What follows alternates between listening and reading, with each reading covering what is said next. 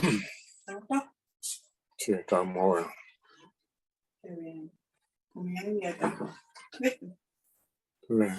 Y la lenteja también. ¿Cómo es esto? No, ya está casi Está seco. bien, mira. Estoy hablando con Linda.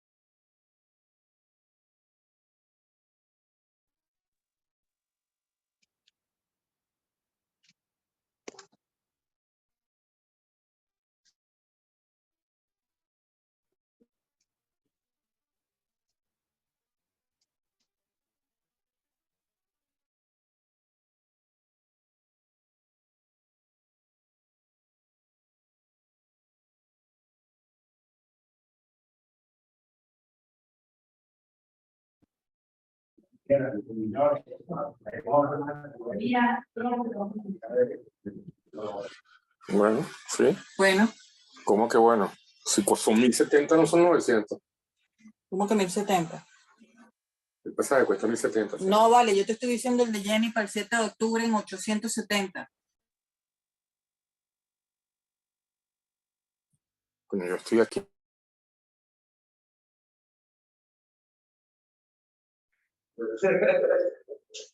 Saludos, Arnaldo.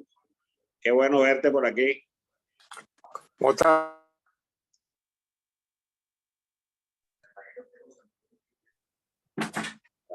¿Estás, Antonio?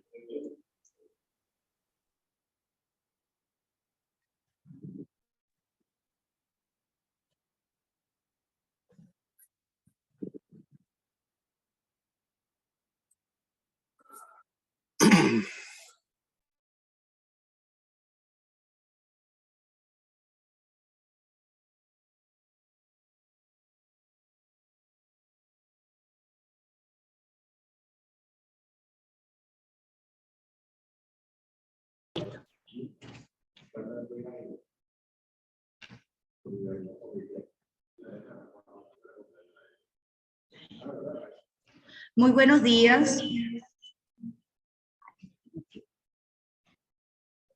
En nombre del... Ya va, déjenos un segundo para ajustar una cosita y ya nos ubicamos.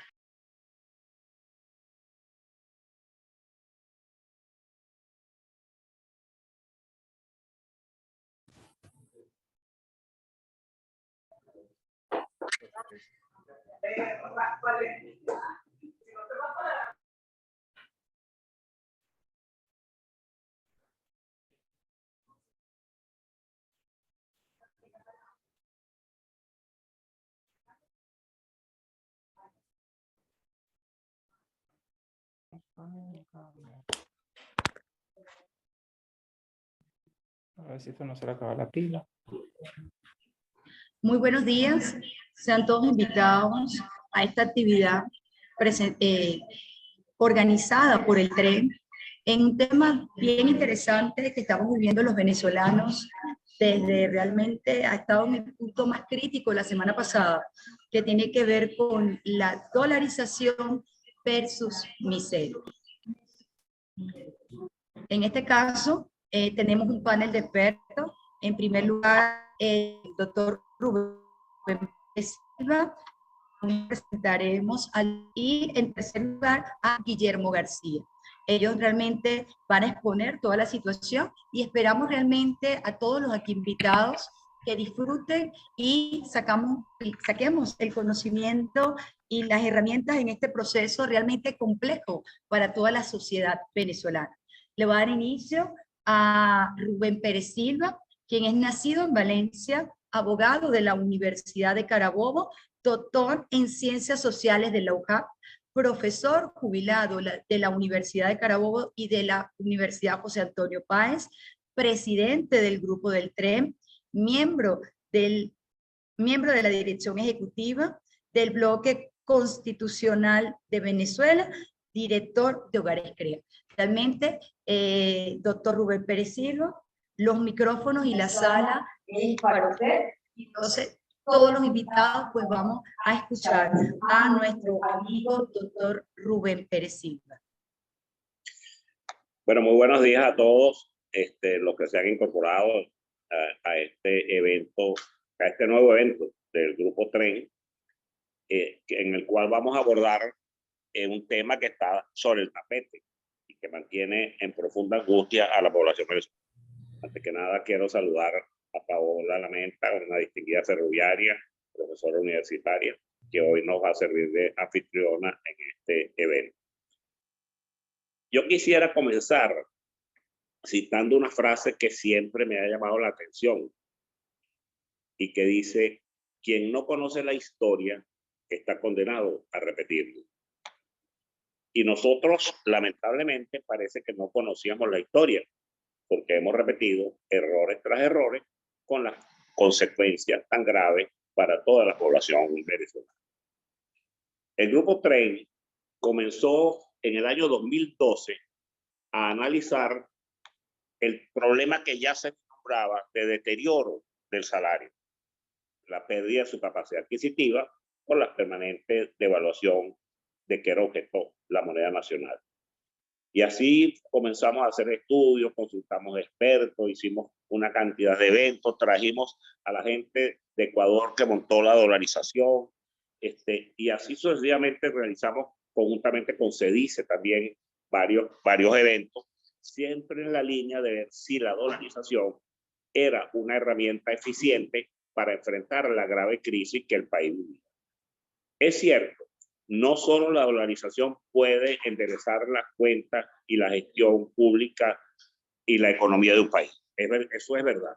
Ahora, lo que también es verdad es que difícilmente haya una herramienta más eficiente, más inmediata, para poder atender la magnitud de una crisis con la que hemos vivido los venezolanos, que yo me autocalifico y a toda la población venezolana como los sobrevivientes del siglo XXI.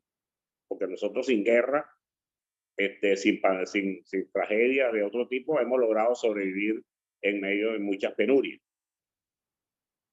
Voy a utilizar una frase, voy a traer a colación una frase que me llamó la atención del estudio en COVID, de las condiciones de vida de los venezolanos, de las universidades Central de Venezuela, Católica Andrés Bello y Simón Bolívar. Y esa frase dice que lo que ha caracterizado la vida de los venezolanos en estos años es una degradación de los índices del bienestar. Y esa frase le engloba todo. Todos los indicadores significan que el estado de bienestar, que es digamos, un ideal de toda población, se ha venido deteriorando de una manera increíble durante todos estos años.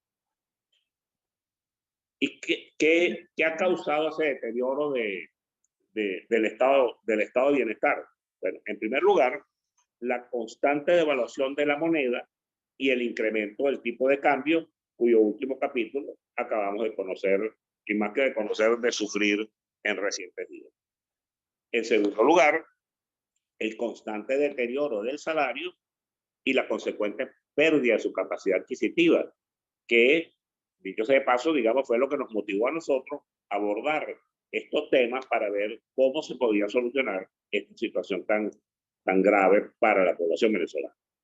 En tercer término, otro indicador importante es la caída del Producto Interno Bruto, que descendió de $12.000 en el año 2012 a 1.690 el año pasado, en el año 2021. Y en cuarto lugar, el otro indicador que revela la magnitud de la crisis que vivimos es el deterioro de la industria petrolera, cuya producción pasó de 3.300.000 barriles de petróleo diario en 1998 a apenas 650.000 en estos días. Igualmente, se producían 1.200.000 barriles de combustible, gasolina, diésel, etcétera, y hoy apenas estamos produciendo cerca de 180.000 barriles de petróleo. Bueno, ¿eso en qué se traduce? En mucho menos dólares que los que nos están entrando al país, por concepto de la explotación y venta de todo lo que es combustible, petróleo y los derivados. Un simple ejemplo pone de relieve la magnitud de este drama. Si nosotros estuviésemos produciendo hoy, como ya lo hicimos en el pasado, 3.500.000 barriles de petróleo, estaríamos recibiendo 280 millones de dólares al día, porque la cesta venezolana está por encima de los 80 dólares en el momento. En cambio, en vez de recibir esa cantidad, estamos recibiendo solo 52 millones de dólares por la renta petrolera en este momento. El otro elemento que es importante analizar es cómo ha fluctuado, cómo ha cambiado el valor del bolívar. En 1998, cuando se produce la sustitución de los gobiernos democráticos por los gobiernos de la llamada revolución, uno compraba un dólar por 576 bolívares. En el año 2007, exactamente al 31 de diciembre de 2007, ya la tasa de cambio oficial del Banco Central era de 2.150 bolívares. Y al día siguiente, en 2008, se produjo la primera reconversión monetaria, por la cual le quitaron 3 ceros a la moneda y la tasa de cambio quedó de un día a otro en 2.15. Pero siempre yo diría, bueno, eso está bien, bueno, ahora está más barato. No, no está más barato, porque le quitaron 3 ceros a la moneda. En el 2018, la tasa de cambio era oficial, era de 62 bolívares, la tasa del Banco Central, y la paralela estaba en 101. Pero en ese momento le quitaron 5 ceros a la moneda, como todo el mundo sabe. Igual pasó en el 2018, donde después de haberle quitado 6 ceros por la tercera reconversión, pues sencillamente el valor de la moneda quedó en 4.39, y de esto hace poco, ya todavía lo recordamos un poquito, y comenzó otra vez el ciclo de volver a subir el tipo de cambio. ¿Qué hechos puede uno concluir de estas cifras, de estos datos? Uno, no ahorramos. En la época de las vacas gordas, cuando tuvimos un precio del barril de petróleo que pasaba de los 100 y tantos dólares, no ahorramos.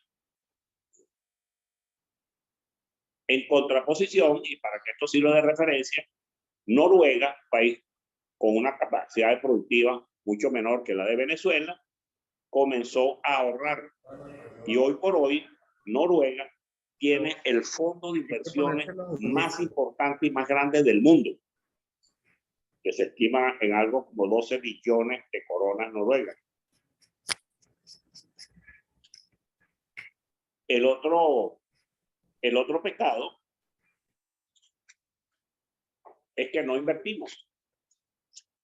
Todo el mundo sabe el profundo deterioro que tienen todos los aspectos de la vida nacional: carreteras, plantas, la refinería, la industria, explotación de petróleo, todo se vino abajo porque sencillamente no invertimos. ¿Qué hicimos? Lo voy a decir con una expresión muy popular. Le caímos a palo a la piñata. La piñata estaba llena y le dimos palo como en un cumpleaños de un niño. Y por último, el otro hecho importante a resaltar es que desvalorizamos a la moneda venezolana. ¿Y cómo lo hicimos? Prendimos una maquinita y empezamos a imprimir dinero que no tenía ninguna correlación con un aumento de la producción del país. Y por supuesto, ese dinero, que no es falso legítimamente hablando, pero sí es falso en cuanto a su valor, pues arrastró todas las consecuencias que ya sabemos. ¿Y cuáles fueron las consecuencias de toda esta situación? Bueno, la primera de ellas es inflación e hiperinflación. La segunda, y todo el mundo sabe lo que es eso. Hoy en día no hay necesidad de explicarle a nadie qué es la inflación, porque la gente, más que explicárselo, la gente la vive, la sufre. La segunda es la pérdida del poder adquisitivo del salario. Esto fue otra de las consecuencias. Y fue la que lo originó la dedicación que nosotros hicimos del 2012, ver cómo se podía resolver lo que era una permanente y una evolución constante de deterioro del salario del venezolano y la consecuente empobrecimiento. En tercer lugar, el cierre de empresas y negocios, porque sencillamente el mercado se contrajo, no había menos capacidad de compra, por supuesto, había menos producción y lamentablemente eso produjo una cantidad de cierre de empresas. En el caso de nosotros, por ejemplo, en Carabobo, basta decir que cerraron General Motors, Chrysler, Ford y una cuarta, no recuerdo el nombre, que se hablaba de algunos vehículos también. 4 concesionarios que empleaban alrededor, en empleo directo, creo que tenían más de 5.000 trabajadores, más todos los empleos indirectos que ellos generaban. Otra de las consecuencias fue la pérdida de empleo, obviamente. Si cerraba el negocio, se perdía el empleo. Y si digamos, las operaciones comerciales se contraían, pues evidentemente se reducía también la planta de trabajadores y eso generó un profundo desempleo. Y este tema del desempleo está vinculado con otro aspecto, que es el aspecto de la diáspora venezolana. Sencillamente la gente se fue porque no hallaba qué hacer. El otro aspecto es el relativo al endeudamiento. El país comenzó a endeudarse. Al no tener recursos, comenzó a endeudarse para cubrir gasto corriente. Otro tema dramático es la desaparición del crédito. Señores, todos nosotros los que tenemos algunos añitos, que nos graduamos hace unos cuantos años con esfuerzo en las universidades, la mayoría de nosotros tiene casa. ¿Y por qué tiene casa? Porque había crédito. Porque podíamos comprarla con una baja inicial, con un crédito a 20 años que daba la banca hipotecaria y todos los pudimos adquirir. Igualmente comprábamos carros, pero lo podíamos pagar en 48, 60 meses. Hoy en día no hay crédito. No hay absolutamente ningún tipo de crédito, salvo para las grandes compañías que tienen recursos y requieren auxilio momentáneo para su flujo de caja. Otro tema fue todas estas cosas que vinieron, todas estas consecuencias que se vinieron produciendo por la política económica del país, produjo un empobrecimiento general de la población.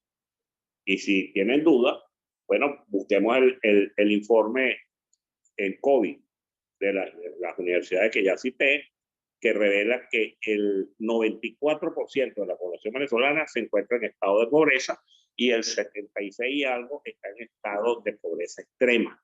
Y hay que ver lo que eso significa. Esa es otra de las causales por las cuales hay gente que se atreve a la locura de salir por la selva del Darién buscando sencillamente cómo resolver un problema. Y el último aspecto que quiero señalar como las consecuencias de esto es el deterioro de la ética pública y la corrupción generalizada. Este empobrecimiento llevó a que sobre todo los empleados públicos tienen que acudir a métodos, vamos a llamarlos no ortodoxos, para tratar de compensar lo bajo que son los salarios de los empleados públicos, y esto ha generado una corruptela generalizada y un deterioro de la ética pública, porque la ética pública no depende de que la gente no tenga trabajo, de que tenga hambre o no. La ética pública es un elemento sustancial en una sociedad de progreso, en una sociedad moderna.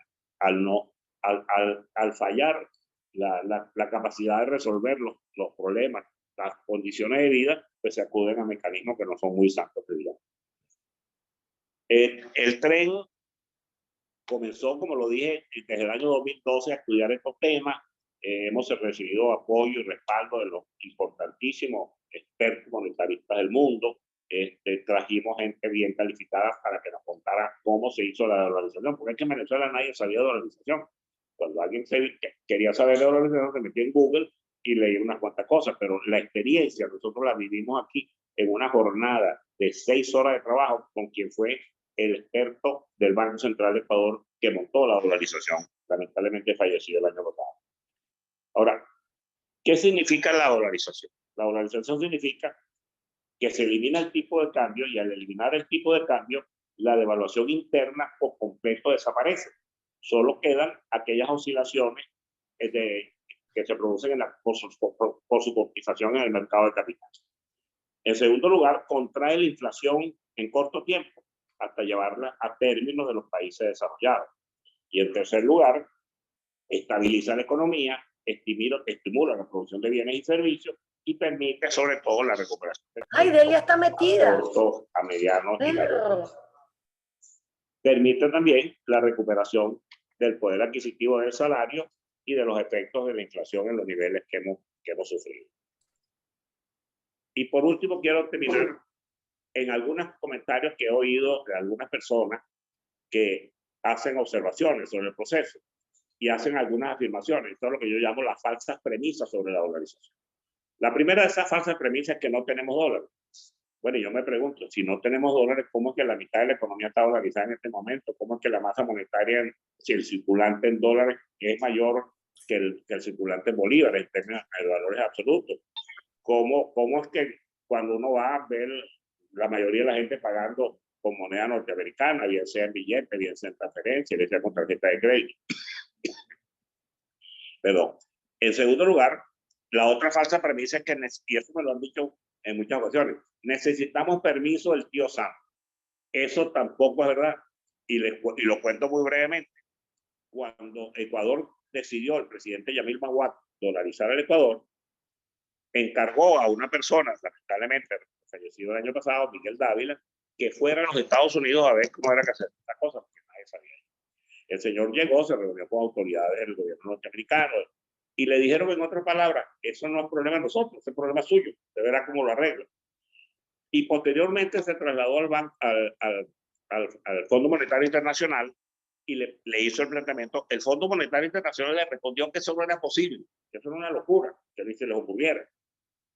Pero cuando 4 o 5 años después se empezaron a ver los resultados de la organización en Ecuador, el Fondo Monetario rectificó su posición y creó un departamento de asesoría en procesos de dolarización que lo dirigía un economista argentino muy prestigioso y que todavía existe el departamento, no sé si es el argentino. Otra de las falsas premisas es que no podemos producirlo. Bueno, eso es una verdad media. No podemos producirlo porque no tenemos la imprenta para fabricarlo, porque el tío Sam no nos los va a apretar.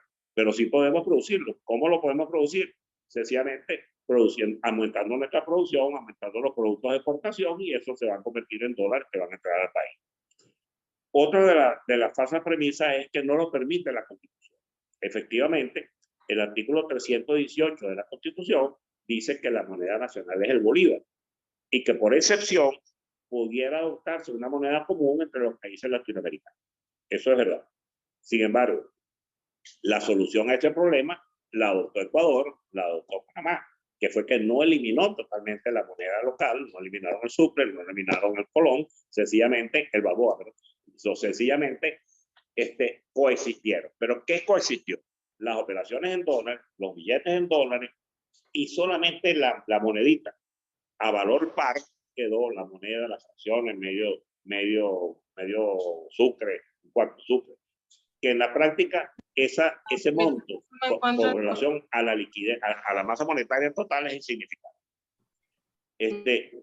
Bueno, hay otro comentario que me dijo una vez un profesor en la facultad de FASE en un foro, me dijo, pero ¿usted no cree que es una traición a la patria? Y la traición a la patria es representar a la figura de nuestro insigne libertador en una moneda tan depreciada y tan desvalorizada. Y por último, la última afirmación es que el pueblo no acepta eso.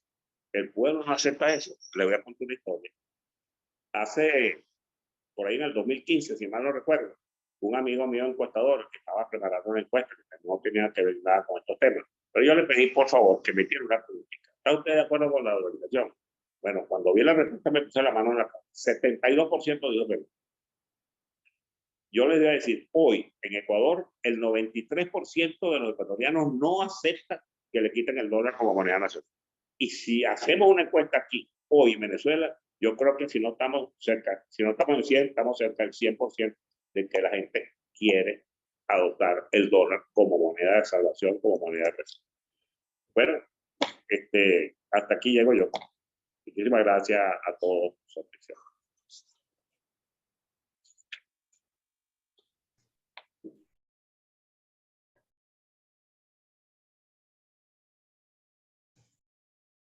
Voy a quitar la imagen.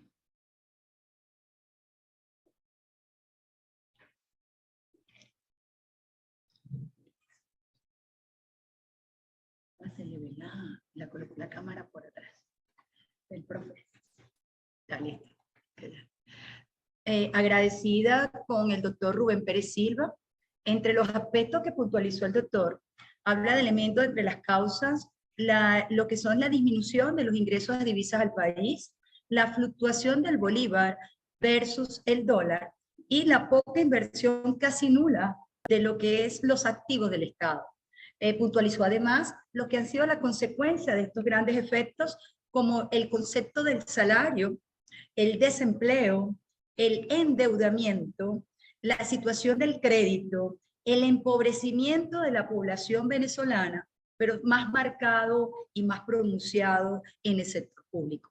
Fueron aspectos que el doctor Rubén Pérez Silva manejó en su exposición, y sencillamente yo voy a hacer algo, si les parece, para dar la entrada a nuestro próximo ponente.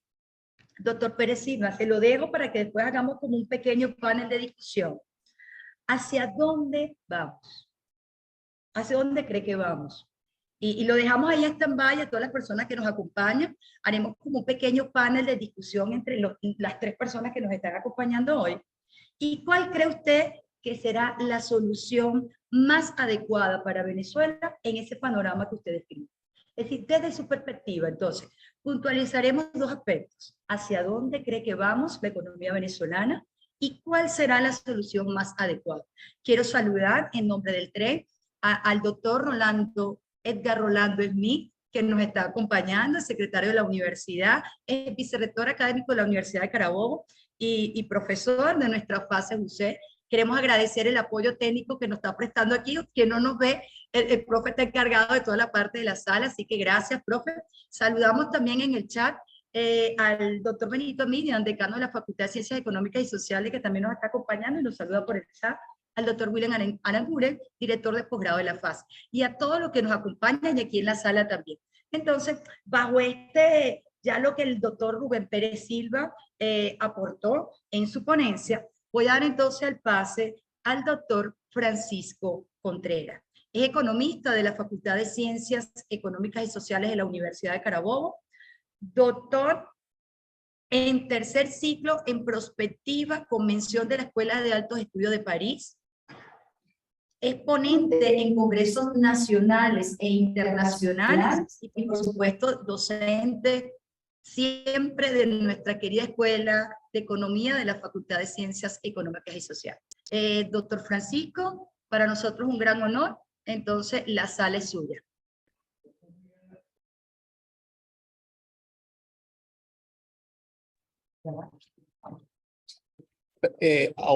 Audio, escucha y quienes están acompañándonos hoy, y de verdad comienzo por agradecer la oportunidad que se me ha permitido pues, exponer algunas razones sobre lo que es la incertidumbre monetaria cambiaria.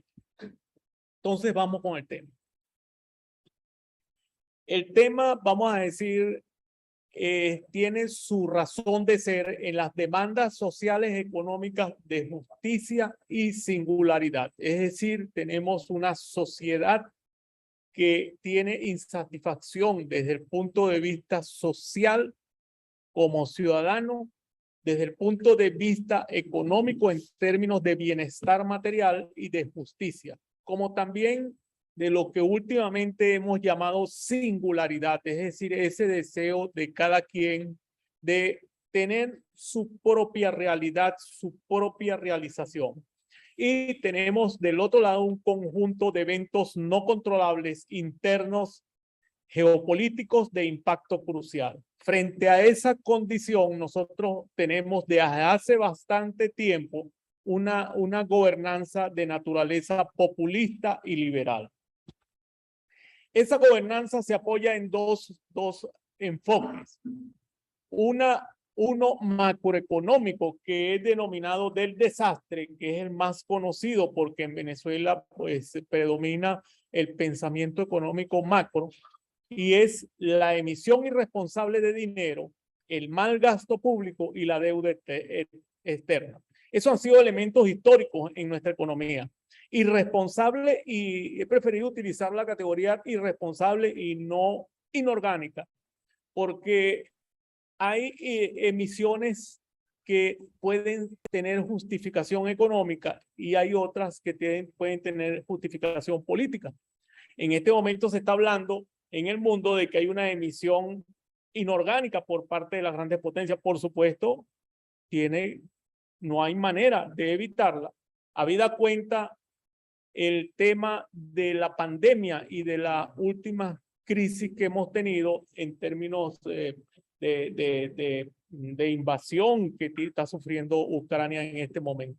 Entonces, esas cosas se han combinado y podemos decir que emisión irresponsable se presenta cuando hay una emisión que puede ser orgánica con respaldo o inorgánica sin respaldo, como viene ocurriendo desde hace bastante tiempo, pero cuyo destino no mejora la condición económica del país, sino que alimenta el mal gasto público. Pero hay otra cara de la crisis y es la asfixia regulatoria. La asfixia regulatoria nos estamos refiriendo a las asimetrías de información. No todos los venezolanos tenemos la misma información por parte de lo que hace el gobierno.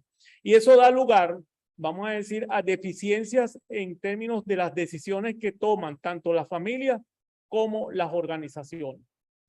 Incluso, pues, uno cada vez que lee los escritos en los foros de internet, dicen, está en este momento interviniendo el Banco Central en una suma de tantos millones de dólares. Pues esa información es una información privilegiada que tienen algunos, no todos, porque no existe información pública certificada por parte de la máxima autoridad monetaria sobre esas intervenciones diarias.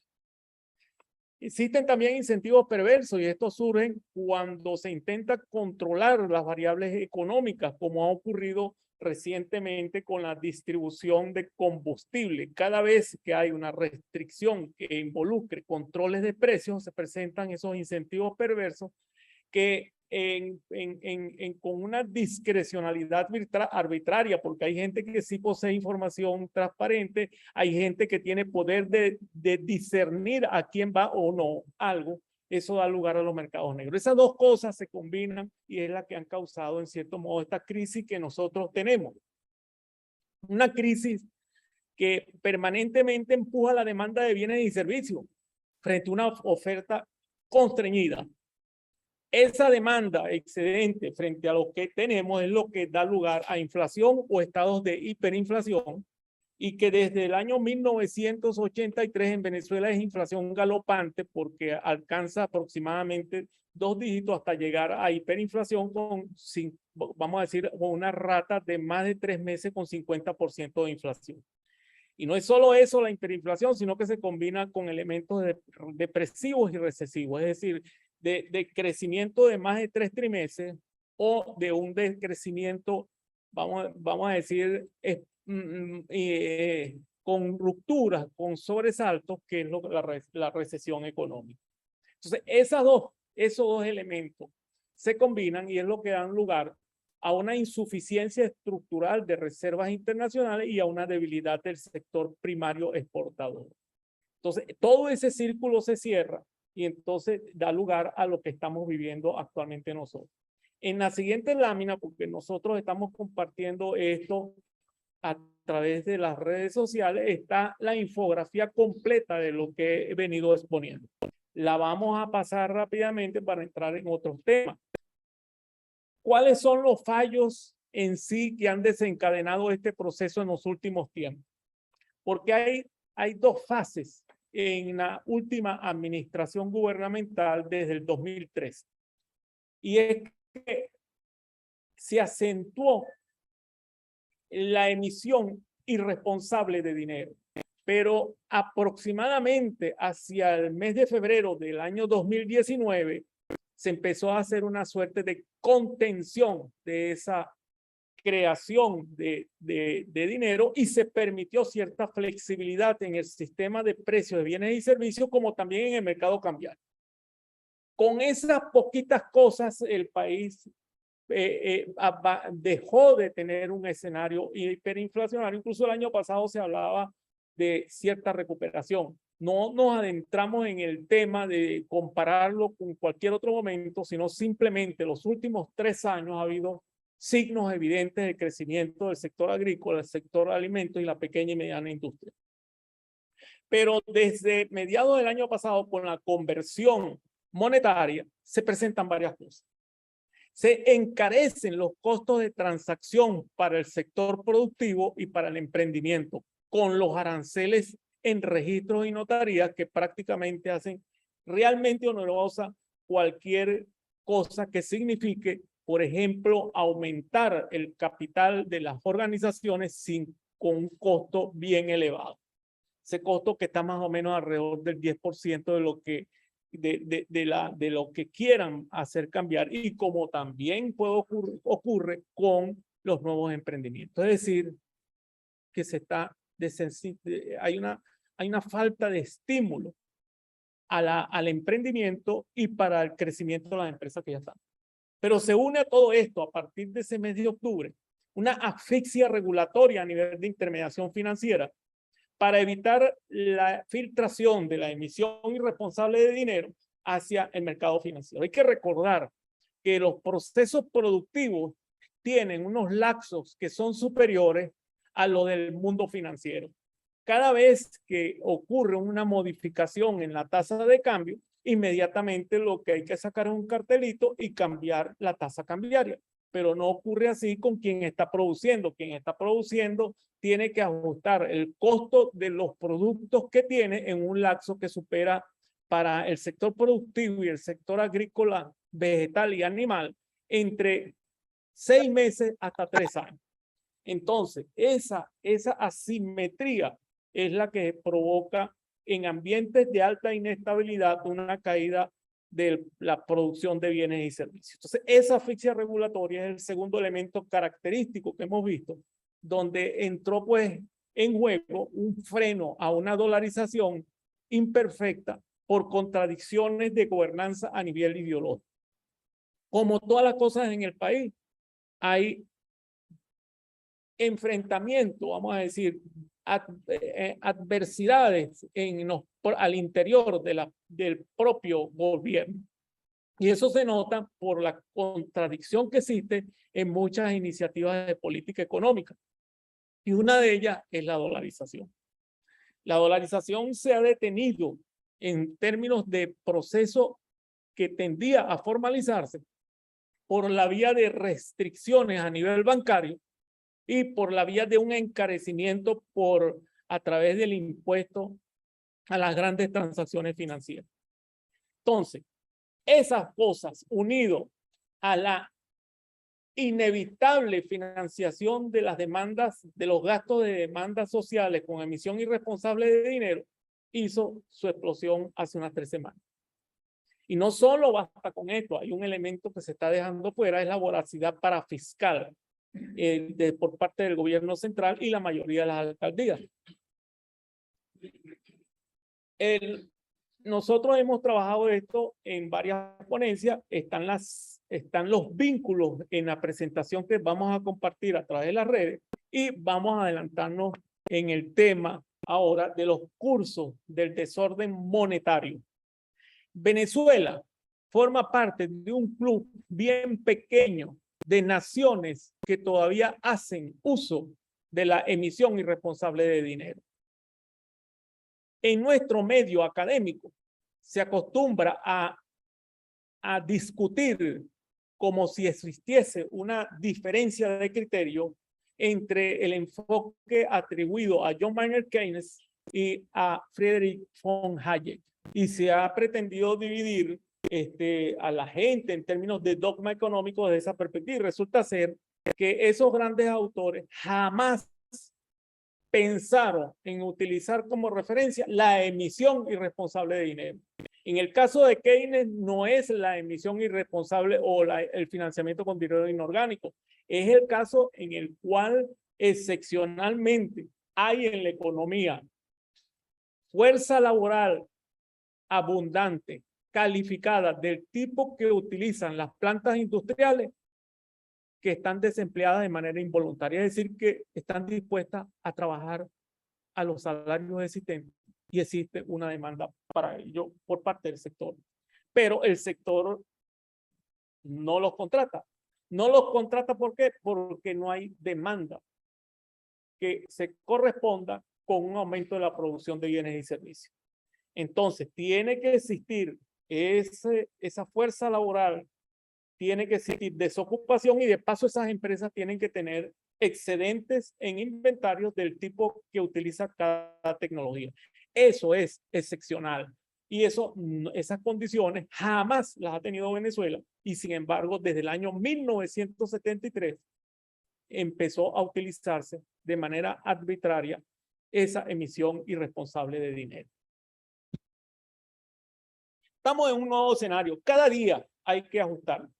Nosotros la semana pasada hicimos un trabajo econométrico con base en series temporales que nosotros acumulamos desde el año 50 hasta el presente, del movimiento de la tasa de cambio, la emisión de dinero, el riesgo soberano, el precio del petróleo. Y eso nos dijo cuando el viernes hicimos los ajustes que más o menos al día lunes estaríamos en esos rangos. Y ahí se dice 8.38 y fue 8.34. Difícilmente, si nosotros hubiésemos hecho ayer este mismo análisis, tengamos estos valores que están allí, van a ser otros. Es decir, la inestabilidad cambiaria y monetaria hace realmente difícil que uno pueda en el muy corto plazo hacer estas cosas que son las normales que hace una empresa para hacer su planificación a nivel de capital de trabajo. Y aquí está toda la historia, toda una historia que nos dice que en el centro del problema de la inestabilidad en Venezuela está la emisión irresponsable de dinero. Véanlo aquí en rojo y cómo casi las mismas proporciones que tiene la emisión va a tener la tasa de cambio y va a tener la inflación. La inflación en sus dos versiones, la de la Asamblea Nacional y la del Banco Central de Venezuela. Esta de la Asamblea Nacional es la que ahora se llama la de la Organización Venezolana de Economía o algo parecido. Es el mismo grupo que está preparando y lleva unas estadísticas que las dos se parecen tanto que más o menos la semejanza es de más de 99%, casi que es el 100%.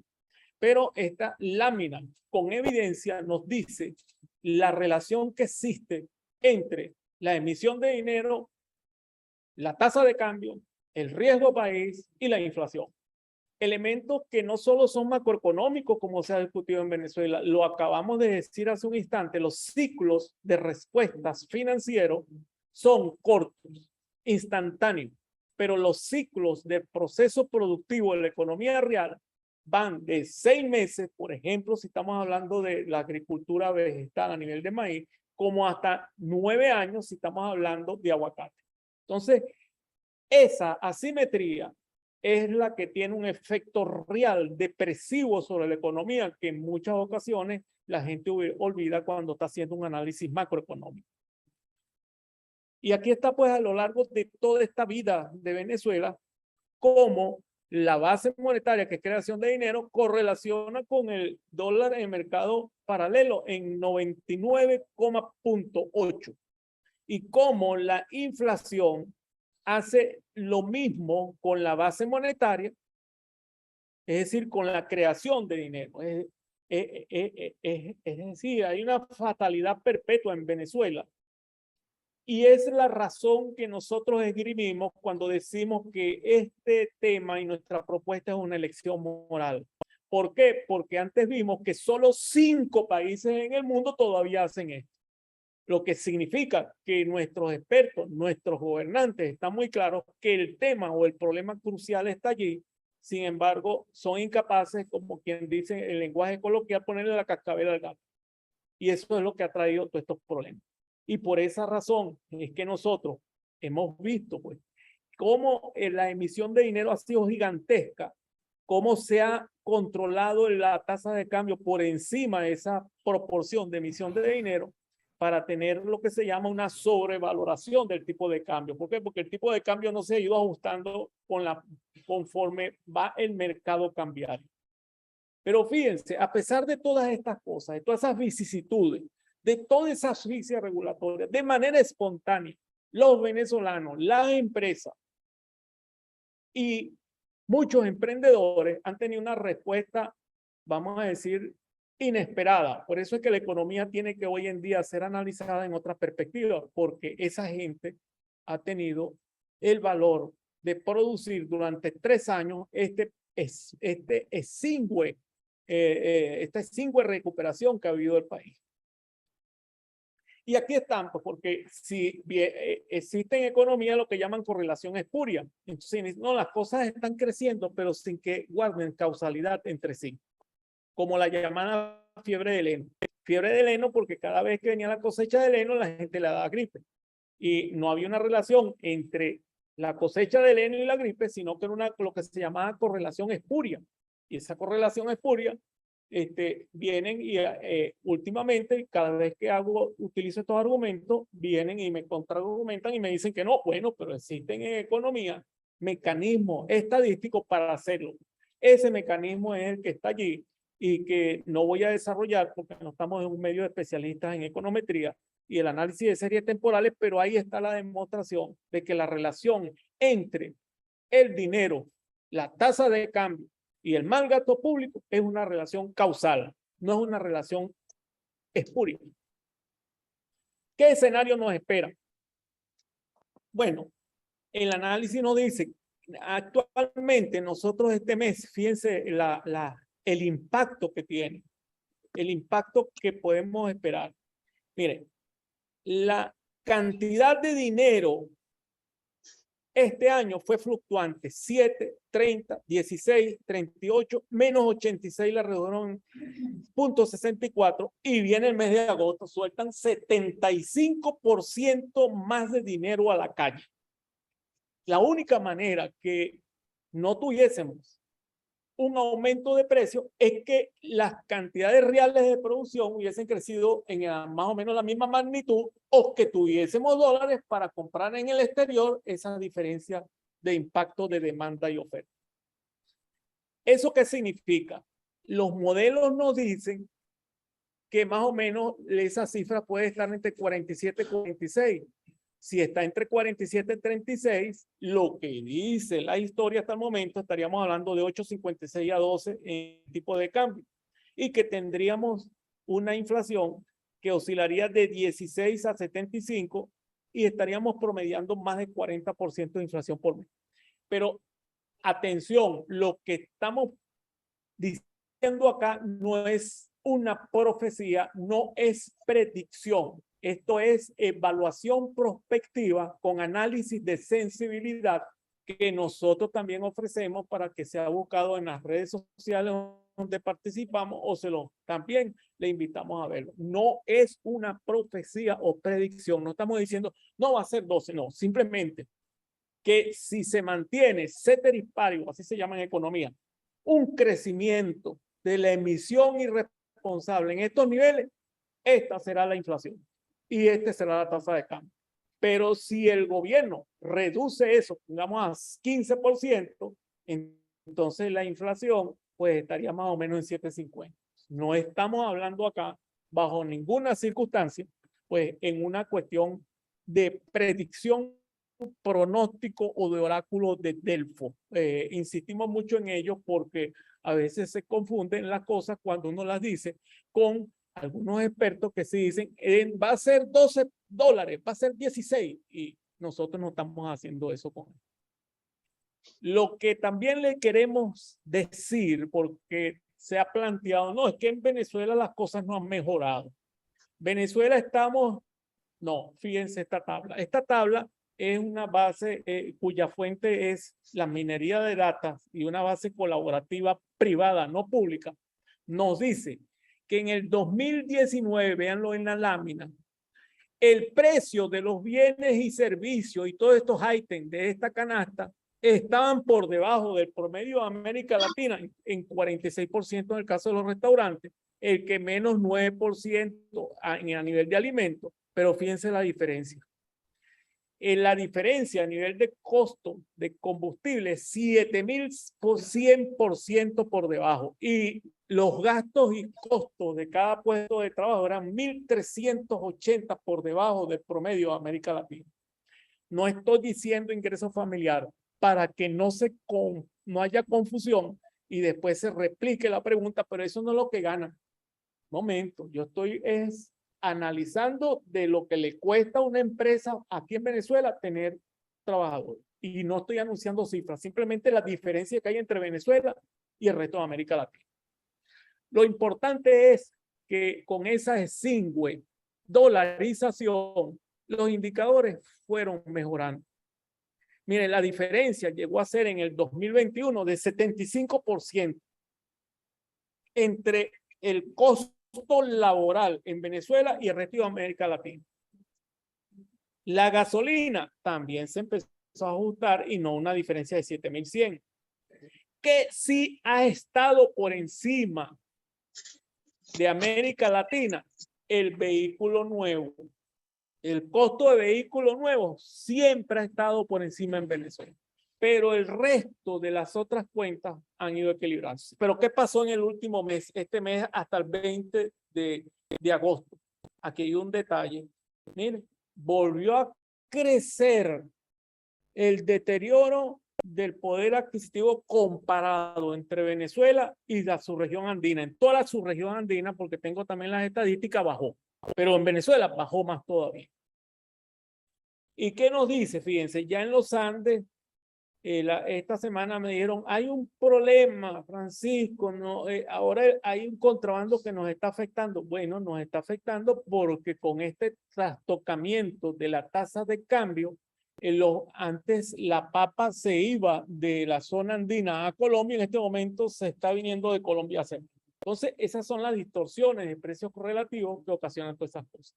Por eso, para concluir, estamos hablando de una elección moral, no de una elección económica, porque si fuese económica, pues basta con cerrar el grifo de la emisión de dinero, pero eso, la historia en Venezuela ha demostrado que desde el momento en que fue posible de manera legal emitir dinero, nunca, ninguno ha podido contrarrestar eso. Eso le costó el puesto a Díaz Bruzual en el Banco Central de Venezuela, le costó también a Ruth de Criboy en otra época y así sucesivamente. Bueno, con esto termino pues mi exposición y gracias pues por el tiempo que me permitieron hablar sobre ello.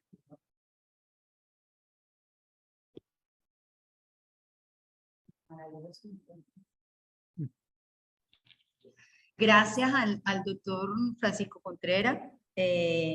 Resumimos un poco para los que nos están acompañando y se incorporaron. El profe Francisco utiliza dos términos que yo coloqué aquí bien resaltados, mi profe. Habla sobre desorden y asfixia. Entonces, eso ha sido dos elementos o dos conceptos que los venezolanos pues hemos vivido más fuertemente en estos días. Habla, por supuesto, de una decadencia de la macroeconomía del desastre, con una emisión irresponsable de dinero. También hizo una relación de lo que es el gasto público con la asfixia económica. Y por supuesto que uno de los fallos que resalta es esa emisión desmedida del dinero inorgánico y una voracidad fiscal. Algo que me llamó poderosamente la atención, doctor, y es que Venezuela, en una de las cifras que mostró ahí, ocupamos el primer lugar, pero no el primer lugar en algo positivo, sino que en la predicción del 2020 como un elemento en el cual vamos a tener la inflación más alta del mundo. Entonces, voy a centrar y le hago las dos preguntas que le hice también al doctor Rubén Pérez Silva, profe Francisco. ¿Hacia dónde vamos? Es decir, Venezuela, ¿hacia dónde va? ¿Y cuál cree usted que será la solución más adecuada ante este panorama que, por supuesto, ya el doctor Rubén Pérez Silva lo hizo y el profe Francisco Contreras también lo realizó en su ponencia? Ahora le voy a dar el pase, según el protocolo, a Guillermo García, el cual es asesor financiero egresado de la Universidad de Boston en Administración, Mención, Economía Internacional. Es también egresado en la Universidad de Harvard en el programa especializado en Finanzas Inmobiliarias y es columnista del diario El Universal, sección opinión en temas económicos, financieros y de inversión. Entonces, doctor Guillermo, las cámaras y el micrófono es suyo para su presentación. Gracias a todos.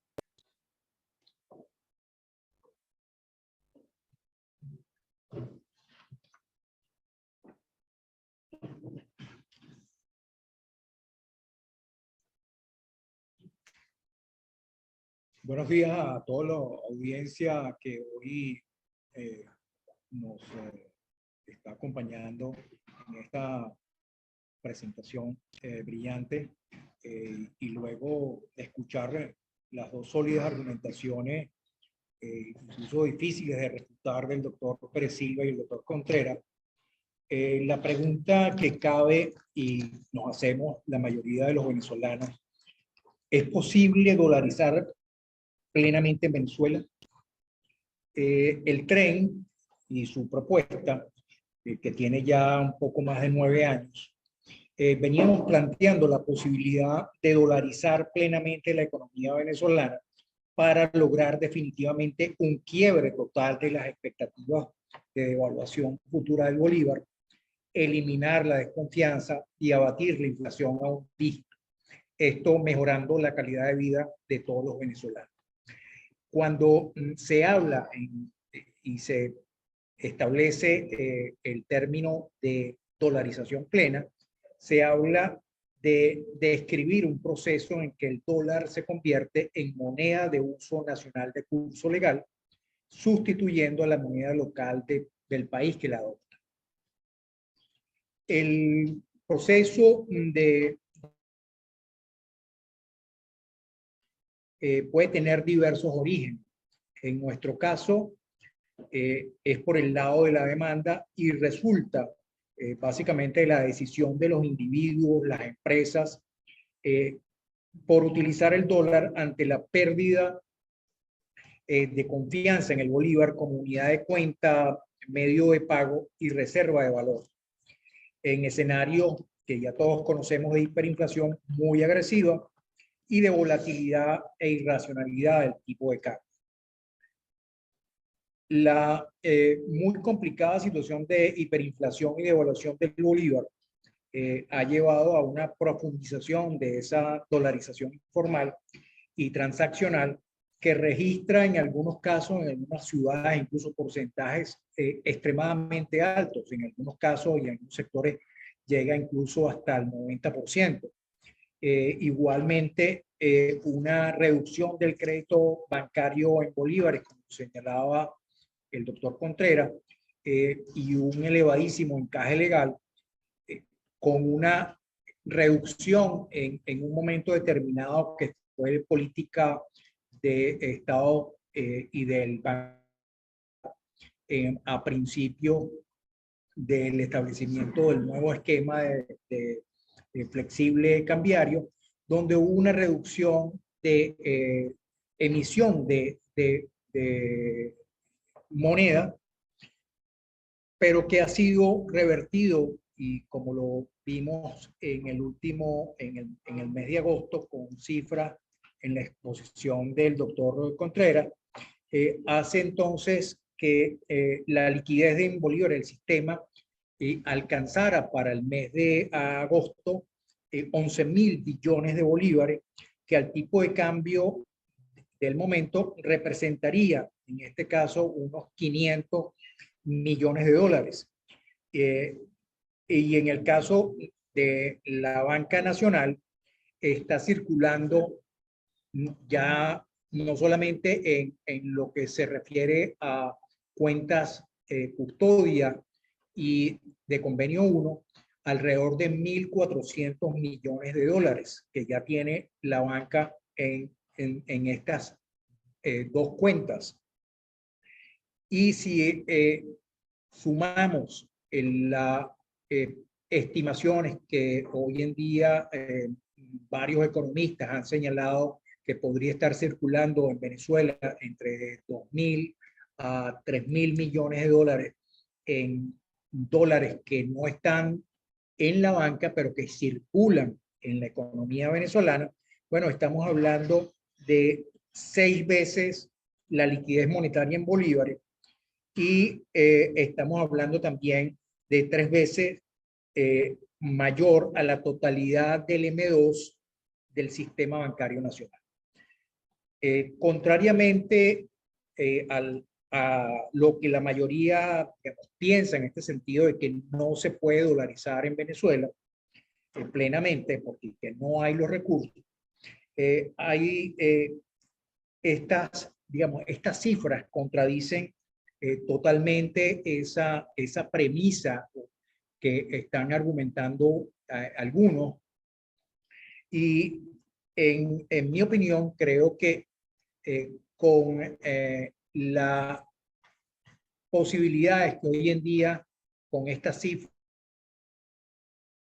el gobierno, en una decisión que creo que es más política que económica, con 500 millones de dólares, recompraría todos los bolívares en existencia en el mercado, en el sistema bancario venezolano. Es importante también señalar que en Venezuela, como les mencionaba, se encuentran circulando en el mercado cerca de 3.500 millones de dólares que podrían, en este caso, si hubiese una decisión de dolarizar plenamente la economía, esos dineros que hoy en día no están en el sistema bancario, en las cuentas de los bancos, podrían añadirse a la nueva economía, y posiblemente estamos hablando de un incremento porcentual en relación a la masa en bolívares que hoy en día tiene el sistema bancario venezolano. Entonces, esto de alguna manera refuta de forma efectiva la posibilidad de lo que podría establecerse en Venezuela, una dolarización plena en el país. Y adicionalmente, y creo que es algo que debe señalarse, que no solamente Venezuela tiene los activos necesarios para dolarizar, o sea, nos referimos solamente al tema de reservas operativas en el Banco Central de Venezuela. Y las reservas y activos del país van más allá de esas reservas operativas en el Banco Central de Venezuela. En el caso, por ejemplo, del Estado, el Estado tiene participaciones accionarias, por ejemplo, de PDVSA en todas las empresas mixtas del país, en empresas, digamos, del Estado, en sectores del oro y en otras empresas del Estado, que son activos que están en dólares y que incluso en un proceso que va en línea incluso con lo que ha venido implementando el gobierno en los últimos meses, que es una apertura hacia el mercado de valores y hacer mucho más democrática la inversión.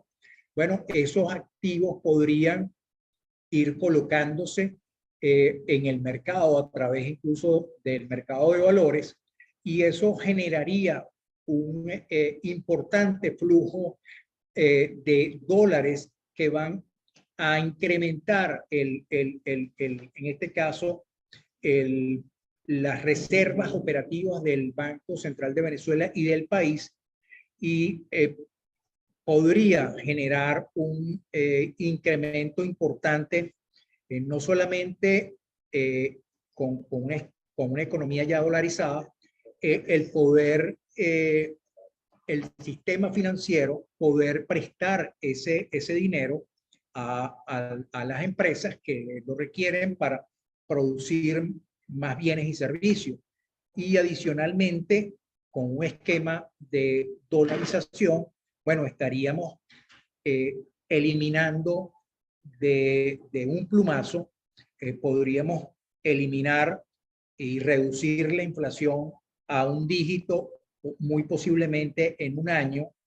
Eso lo podríamos estar viendo en un esquema de dolarización plena, y igualmente un incremento importante de la inversión nacional y extranjera, porque en la medida que se vaya estabilizando y se vaya reduciendo y abatiendo la inflación y haya una estabilidad monetaria, bueno, en esa misma medida van a venir las inversiones, no solamente de inversión nacional, sino inversión extranjera en las diferentes áreas, porque eso le va a dar una estabilidad y la certeza de que teniendo una moneda como es el dólar, una divisa dura, eso elimina totalmente el riesgo de devaluación futura para esas inversiones. Entonces, ya de entrada, una estabilidad del tipo de cambio, en este caso, del tipo de cambio, porque ya la moneda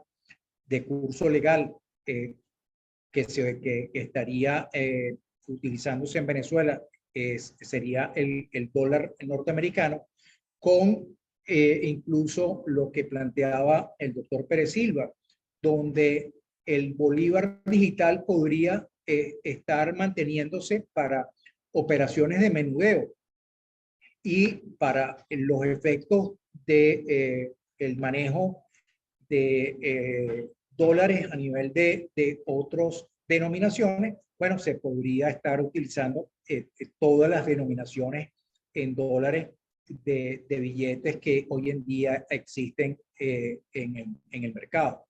Entonces, para efectos de la población, una dolarización plena traería una mejora sustancial ya del poder de compra del salario. Incluso hemos venido planteando a nivel del tren y a nivel incluso de personal algunas posibilidades de establecer en Venezuela un salario mínimo con un esquema de dolarización entre $100 y $140 mensuales, y de acuerdo a incluso algunas estimaciones realizadas por el doctor Contreras en relación a la canasta alimentaria, con un salario mínimo de $140, una familia trabajando 2 personas podrían estar cubriendo en un 80-84% la canasta alimentaria, y con perspectiva de una reducción importante de la inflación y una mejora, digamos, del poder de compra, en este caso de su salario, bueno, tendríamos un escenario donde la mayoría de la población tendría una mejora sustancial de sus ingresos, se mejorarían también los patrimonios.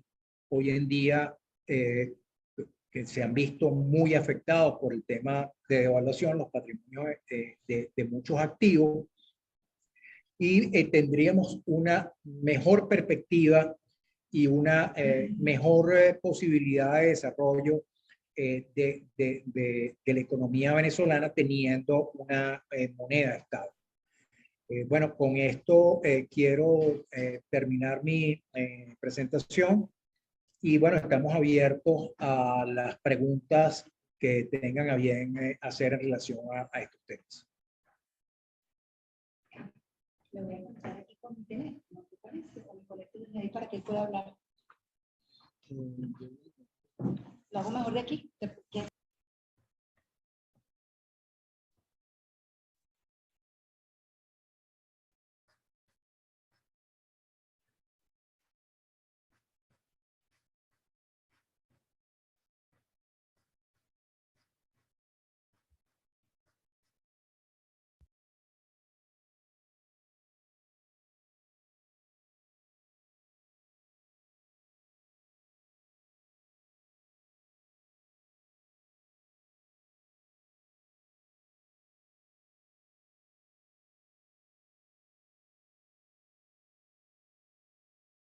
Te vean en la cámara y activamos el sonido.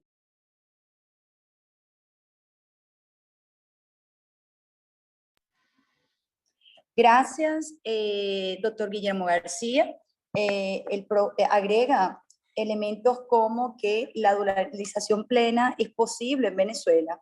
También habla de un proceso de recompra del dinero por parte del Ejecutivo Nacional. Plantea como la dolarización como un proyecto factible en Venezuela, con una recuperación del Banco Central de Venezuela, un aumento de la inversión extranjera, y hace un análisis de lo del salario mínimo en atención a las cifras que presentó el doctor Francisco Contreras. Queremos saludar y le digo a todos los ponentes, lo están felicitando los 3 ponentes en el chat. Glenny felicita a los 3. En el caso del doctor Andrés Guedes Guada, le manda muchas felicitaciones a todo el equipo del tren y a los ponentes, y plantea una pregunta interesante, que lo vamos a agregar a nuestra pregunta. Doctor Guillermo, ya sabe, entonces, vamos a analizar ahorita los 3 en un debate muy chiquitico, que vamos a hacer de 1 minuto, 2 minutos cada pregunta para que respondamos cada uno de ustedes. ¿Hacia dónde vamos y cuál es la solución más adecuada o acertada, digamos, en Venezuela? En este caso, el doctor Andrés Guedes Guada pregunta: ¿Venezuela se arregló o es una burbuja? Eso lo podemos hacer en la participación que vayamos a hacer cada uno de los ponentes. Voy entonces con la primera pregunta. ¿Hacia dónde vamos? No sé si doctor Rubén ya, luego el profe Francisco y el profesor Guillermo. Bueno, yo pienso que podemos ir hacia las antípodas. O sea, podemos ir al cielo o podemos ir al infierno. Yo empecé mi intervención diciendo: quien no conoce la historia está condenado a repetirla. Y eso es lo que estamos viviendo, la repetición de una historia conocida y cuyos efectos han causado un profundo daño de toda naturaleza a la población venezolana. No solamente un daño económico, el daño va mucho más allá que eso. Entonces, ¿a dónde vamos? Va a depender de qué medidas se tomen. Nosotros hemos querido hacer este evento, entre otras razones, porque pensamos montar una propuesta completa para hacerla llegar a todas las instituciones del país, inclusive al propio gobierno nacional. Como me decía una persona, al que atiende el teléfono Miraflores. Ok, entonces planteamos lo que sería las alianzas. Es decir, la solución es de todo. La solución es de todo. Entonces, doctor Rubén, ¿cree que sí? ¿Que la solución está en todos? Claro, la solución está, pero fundamentalmente.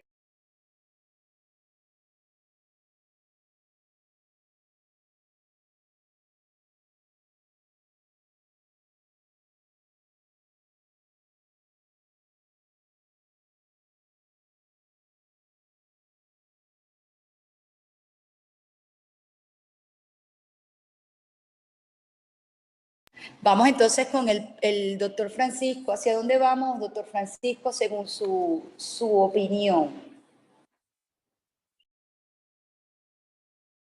Bueno, soy optimista a pesar de todo, porque uno no puede, vamos a decir, pensar en términos prospectivos desde el dilema de si se puede o no se puede. Hay circunstancias en las cuales no se puede y otras en las que sí. Y en la mayoría de los casos a nivel microeconómico es una decisión personal, pues asumir si se puede hacer las cosas o no, más allá de la adversidad, porque así ha sido la historia.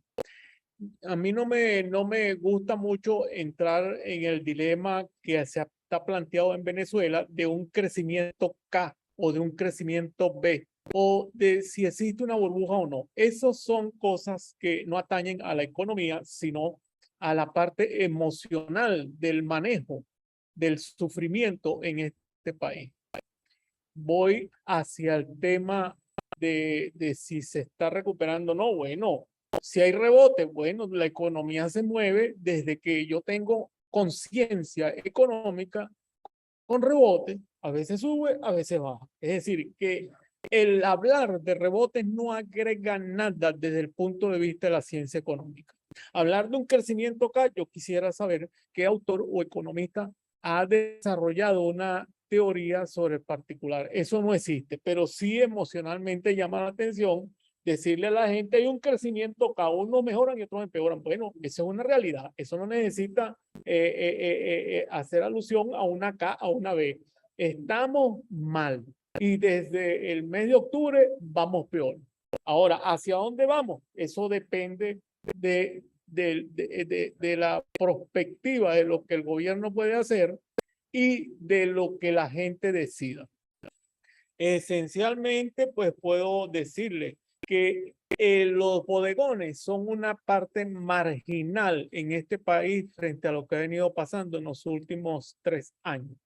Y que eso de, pues, si es una burbuja o no lo es, bueno, eso depende de la política económica y de lo que cada quien está decidiendo.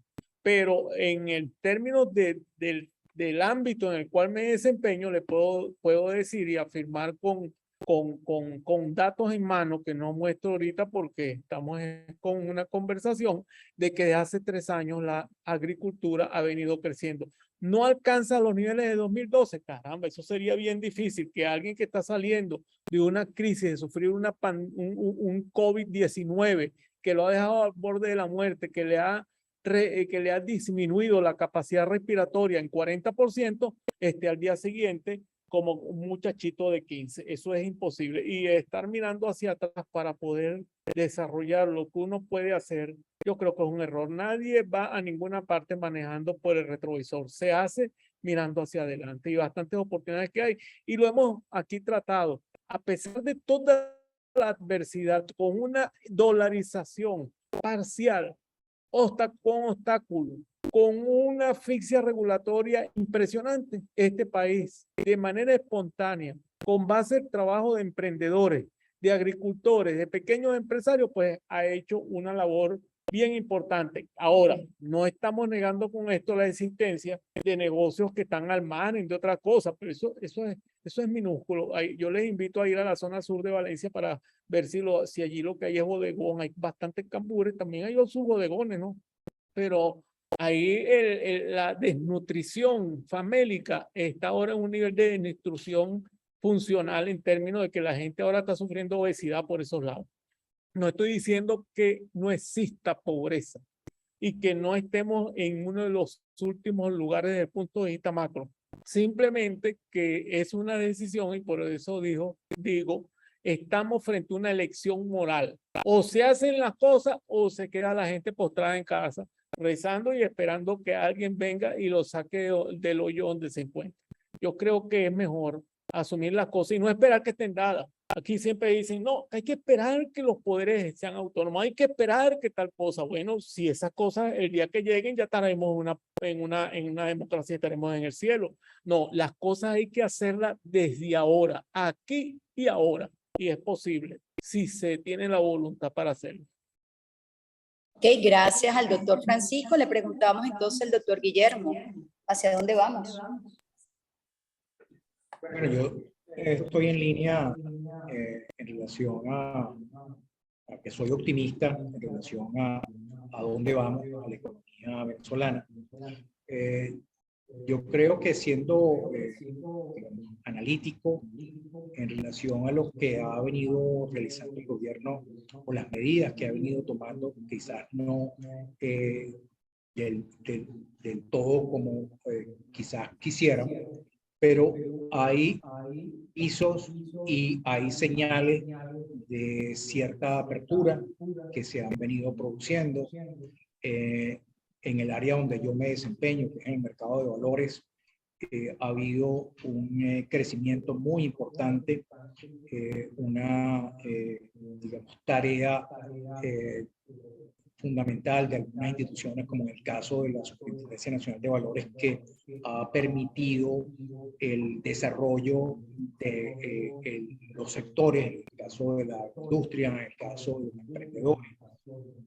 Entonces sí hay señales que pueden estar mostrando la posibilidad de entenderse y en esto estoy, digamos, de acuerdo con lo que plantea Rubén, una propuesta y donde en esa propuesta intervengan todos. Y cuando hablamos de intervengan todos es la oposición y el propio gobierno para buscar la mejor solución, no solo para el tema económico, para el tema social y el tema político. En el caso de esas señales a las que yo me refiero, bueno, para nadie es un secreto que la economía venezolana se ha venido adaptando o se vino adaptando un proceso informal de dolarización por efectos, digamos, el propio ciudadano de las empresas de cubrir los riesgos de hiperinflación y devaluación. Y fue adoptando el dólar como no solamente un medio de transacción, sino también de unidad de cuenta, medio de pago y reserva de valor. Entonces, y eso fue básicamente espontáneo. Es una reacción natural de los agentes económicos a una inflación agresiva, hostil y a una devaluación de la moneda permanente. Entonces, hoy en día, donde el Estado está consciente de una nueva situación, de señales de cambio del propio gobierno, creo que allí podrían haber por parte no solamente del tren, sino en caso de propuestas de gremios profesionales, la posibilidad de hacer planteamientos que vayan en función a esa mejora de la economía. Yo comentaba antes de la presentación que en este tema de planteamientos podría haber la posibilidad incluso de presentar una especie de dolarización a la venezolana, donde podríamos a través del tren presentar una propuesta donde el Estado, a través de una decisión de gobierno, permita la libre circulación y compensación de divisas que ayude a la estabilidad del bolívar digital, y donde sea el ciudadano y las empresas que decidan en qué moneda quieren transar y en qué moneda quieren utilizar como medio de cambio y preferencia. Entonces, ya con los niveles que mencionaba de dolarización en la banca venezolana, el solo hecho de que el gobierno estableciera a través del Banco Central de Venezuela la compensación en dólares y la libre circulación de moneda, ya sea dólares, euros, pesos colombianos y el propio bolívar digital. Bueno, si esa decisión de compensación, de la compensación en dólares se estableciera, bueno, veríamos la posibilidad incluso de que la banca pueda empezar a ofrecer créditos en dólares. Habría una menor presión por imprimir bolívares por parte del gobierno, porque muchas de las operaciones a nivel del mercado venezolano estarían, digamos, canalizándose a través ya de los dólares que ya están en el sistema financiero.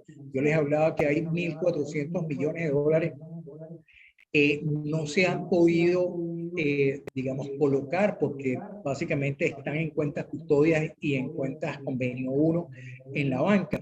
Pero si esa posibilidad de compensación y de crédito a la banca venezolana se permitiese, bueno, allí hay un multiplicador muy importante de crédito que podría estar disponible para las empresas para poder crecer y poder mantener en crecimiento sus empresas. Entonces, hay las vías.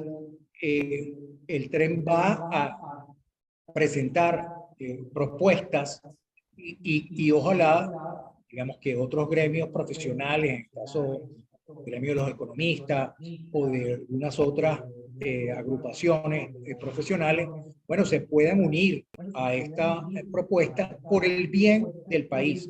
Aquí no estamos buscando un protagonista, o sea, estamos buscando las soluciones a, sobre todo en este caso, problemas económicos, financieros. Y bueno, nosotros como especialistas en esta área estamos, digamos, ofreciendo alternativas y propuestas para que sean evaluadas y en el alto gobierno para poder buscar soluciones efectivas a todo esto. Gracias. Entonces vamos a ir cerrando. Tienen muchos saludos y preguntas en el chat. Yo creo que después cuando nos despidamos, les hacemos como un pequeño resumen y creo que este es el primer encuentro que servirá para más preguntas de las que ahí están planteando nuestros participantes, que agradecemos realmente que estén tan activos, ¿no? Pero vamos a hacer entonces la última, pero vamos a tratar de resumirla, no sé si podemos en 5 o 10 palabras, no sé si nos atrevemos a eso, ¿no? Hago un pequeño recorrido rapidito de lo que fue esta mañana, ¿no? Hablamos de concepto de salario, desempleo, endeudamiento, el poco concepto del crédito, empobrecimiento de la población. Luego hablamos de desorden, asfixia, decadencia, emisión de dinero irresponsable por parte del Estado. Luego nos planteamos una dolarización plena en Venezuela como un proyecto factible. Entonces, con todo esto puesto, este menú puesto de esta mañana desde las 11, ¿cuál será la solución más acertada con todo esto que hemos puesto en el tapete en esta mañana? Sencillito, bien puntual para que podamos cerrar y esto nos permita así dejar la mesa para próximos encuentros, porque creo que esto nos da para mucho más. Y vemos de las personas que están participando su interés en conocer y formar parte de lo que aquí se estamos discutiendo. Entonces voy con el doctor Rubén Pérez Silva.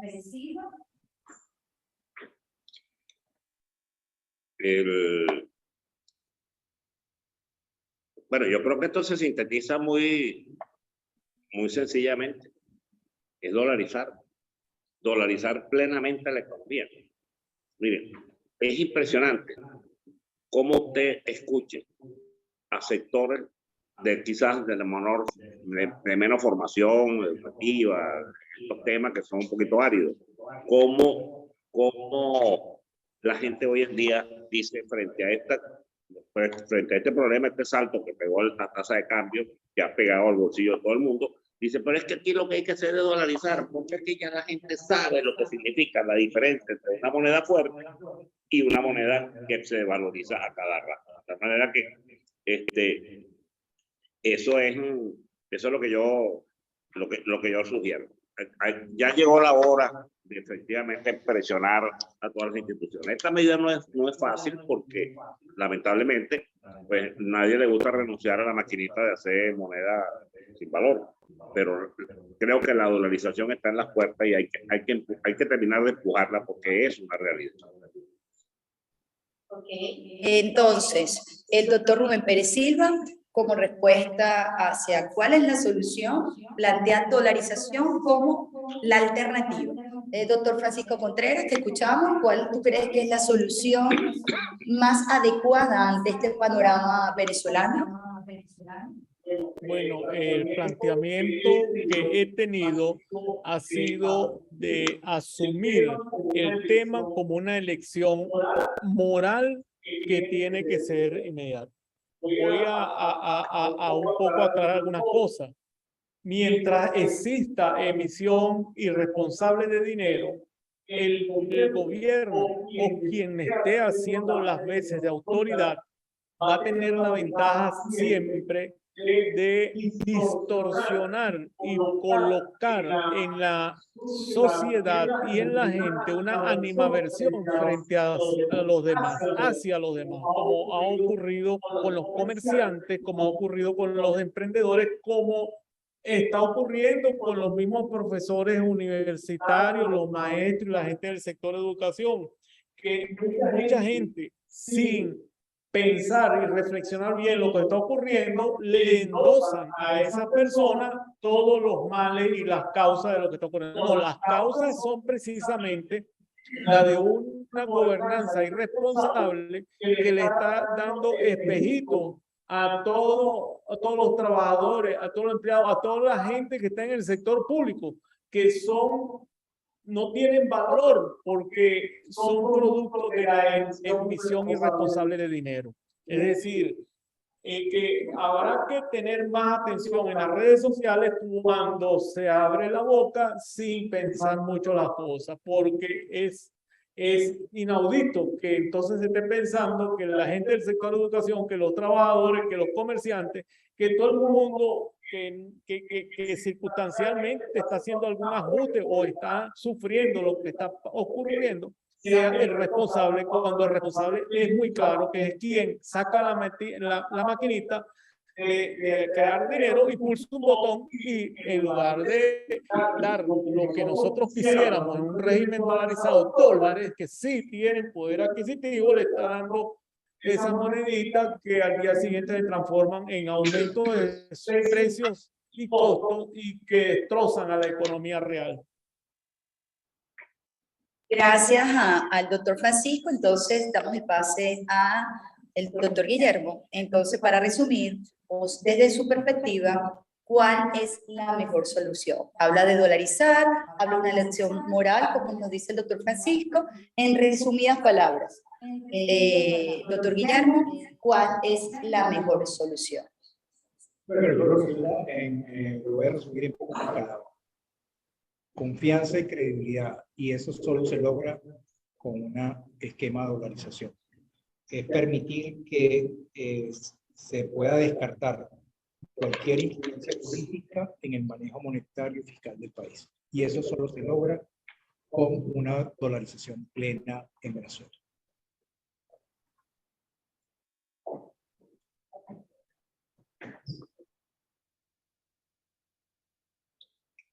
Gracias, doctor Francisco. Entonces, nos han hecho, a todo el tren le digo que el chat ha estado bien movido, han hecho preguntas de por qué, por ejemplo, una nucita cuesta más que una Nutella aquí en Venezuela.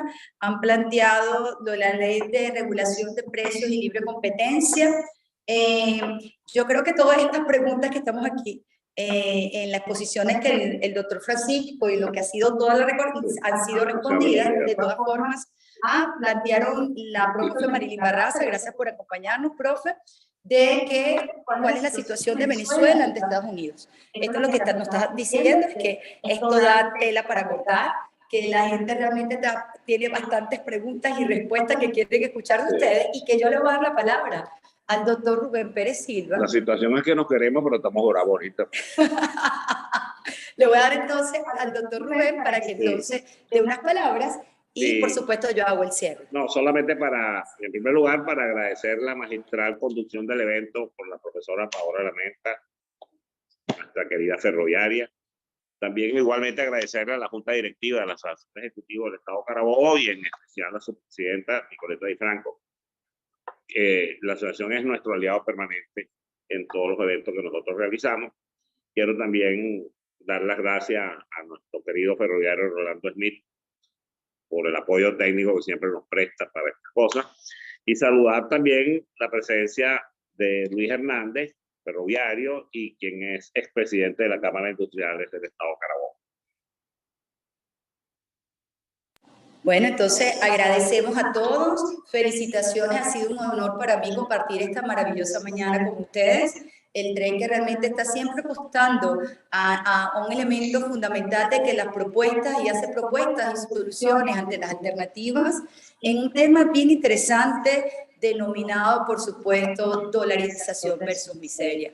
Ha sido un tema que, como lo dijimos desde el principio, los venezolanos en estos últimos días ha sido un tema, vamos a utilizar palabras y términos del profe Francisco, caótico, desesperante, y vemos que ustedes han hecho un gran recorrido, y bueno, queremos decirle a todos los que nos acompañan, darle el agradecimiento por estar con nosotros, y que será el inicio de varios temas que seguiremos desarrollando. Mis felicitaciones también al doctor Rolando Smith, como lo dije al principio, que nos está apoyando, miembro del tren y parte de la asociación, a Nicoleta también por prestarnos esta casa, y a los tres maravillosos ponentes, al doctor Rubén Pérez Silva, al doctor Francisco Contreras y al doctor Guillermo García, por el honor y por compartir esos saberes con nosotros y con todo el mundo que se está conectando. De mi parte, pues sigamos adelante, mente positiva, y creemos siempre que la construcción es de todos. Poniendo cada uno un granito de arena, se logra una mejor Venezuela. Entonces, de la parte de nosotros, que tengan un maravilloso día y que sean lo más positivo de cada uno, y estamos seguros que este proceso de aprendizaje será para mejor. Así que gracias a todos por acompañarnos y muchos éxitos.